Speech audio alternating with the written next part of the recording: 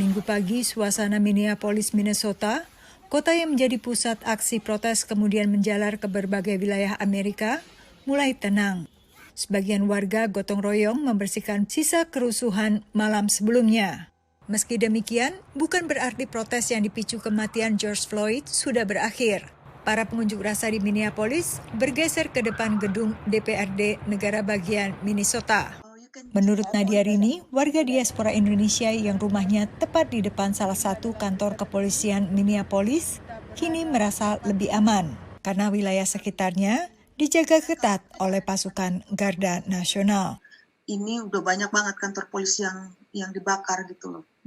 Jadi kalau misalnya dia datang pas di kantor polisi udah pas depan rumah. Nadia tidak menyangka unjuk rasa di Minneapolis meluas ke berbagai wilayah Amerika, disertai kerusuhan serta penjarahan dan pembakaran. Kan waktu hari pertama itu orang demo itu masih peaceful.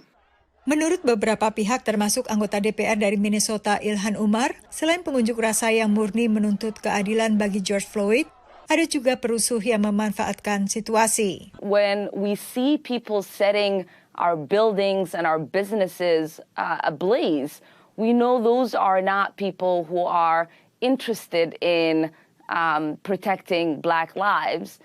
Keempat polisi yang terlibat dalam kematian Floyd telah dipecat. Namun yang diseret ke pengadilan hanya Derek Chauvin, polisi yang menekan lututnya ke leher Floyd. Derek dikenai 2 dakwaan, yakni melakukan pembunuhan yang tidak disengaja dan dianggap lalai.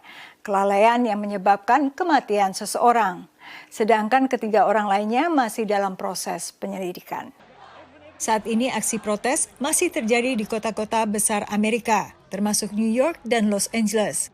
Kondisi ini membuat kepala perwakilan RI di berbagai wilayah Amerika meningkatkan kewaspadaan, termasuk KJRI Chicago yang wilayah kerjanya meliputi negara bagian Minnesota. Jadi antisipasi andai kata eskalasi meningkat pada hari ini, kita juga udah minta 2-3 tokoh masyarakat di sana untuk bisa kita dibantu dulu apabila kondisi dari Minneapolis melebar ke St. Paul dan sebagainya di daerah situ, maka mereka kita minta untuk siap menampung WNI kita dan melindungi sementara. Begitu pula dengan KJRI Los Angeles, yang wilayah Los Angeles County dinyatakan dalam keadaan darurat oleh Gubernur California.